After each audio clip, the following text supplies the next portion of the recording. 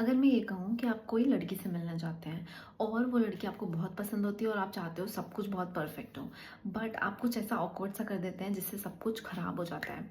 अब आप वापस घर जाते हो और आप सोचते हो कि काश मेरे पास एक कोई मैजिक बटन होती जिसे मैं प्रेस करता और वो लड़की मेरे बारे में सब भूल जाती, फिर मैं अच्छे से एक नेक्स्ट डेट में जाता। कितना अच्छा होता ना अगर ऐसा कुछ होता तो। बट अगर मैं आपको ये कहूँ कि लॉ में ये सब पॉसिबल है, कैसे पॉसिबल है, चलो जल्दी से जानते हैं। तो हमारे पास ना डेटा प्रोटेक्शन लॉ है जिसमें कि राइट टू इरेज की बात लिखी गई है। मतलब आप अपना डेटा ढेरों कंपनीज को भर भर के देते हो, जैसे कि ई कॉमर्स कंपनी हो गई, सोशल मीडिया कंपनी हो गई, या फूड डिलीवरी एप्स हो गए। इनके पास आपका भर भर के डेटा है। अब अगर आप इन कंपनीज से ये रिक्वेस्ट करते हो कि मुझे ना इरेज कर दो, मुझे भुला दो बिल्कुल ही, तो ये पॉसिबल होता है। कहाँ से पॉसिबल होता है? क्योंकि ये डेटा प्रोटेक्शन लॉ में दिया गया है। एंड इसी तरीके से एक केस था जिसे कहते हैं जोरावर सिंह मंडी वर्सेस यूनियन ऑफ इंडिया का केस, जो कि जिसमें एक इंसान होता है, वो अपना एक केस लड़ता रहता है। उस केस में वो इंसान जीत जाता है, मतलब उसको अक्विटल मिल जाता है, कोर्ट उसको बाइज्जत बरी कर देता है।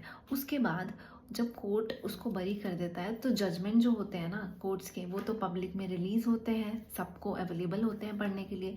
तो कोर्ट अपना जजमेंट जो है वो वेबसाइट में अपने डाल देता है।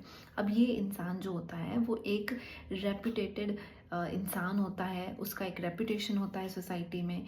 बट जब भी लोग उसके बारे में इंटरनेट में टाइप करते हैं तो वो केस जो उसका पुराना होता है ना, जिससे वो बाइज्जत बरी हो चुका है, उसमें उसका नाम दिखा देता है, जिसके कारण उसकी रेपुटेशन खराब होती है। तो वो कोर्ट के पास जाता है और रिक्वेस्ट करता है कि प्लीज़ मुझे भुला दीजिए। तो कोर्ट कहता है कि ठीक है, आपको भुला दिया जाएगा, आपका जो नाम है ना वो हमारे जजमेंट की जो कॉपीज़ हैं उससे हम हटा देंगे, ताकि आपकी रेपुटेशन जो है वो बची रहे।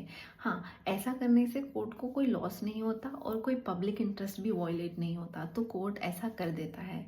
तो आपके पास राइट टू बी फॉरगॉटन का राइट होता है, जो कि कॉन्स्टिट्यूशन में तो कहीं नहीं दिया है, बट ये हमेशा आपके पास है। तो अगर आप चाहते हैं कि इंटरनेट आपको कम्प्लीटली भुला दे, तो आप अपना राइट यूज़ कर सकते हो, जिसे कहते हैं राइट टू बी फॉरगॉटन या फिर right to erase your data. तो थी ना ये इंटरेस्टिंग कहानी। ऐसे ही सारे फैक्ट्स जानने के लिए मेरे इस चैनल को जल्दी से सब्सक्राइब कर दो, और अगर ये वीडियो अच्छा लगा तो इसे लाइक कर दो। Thank you.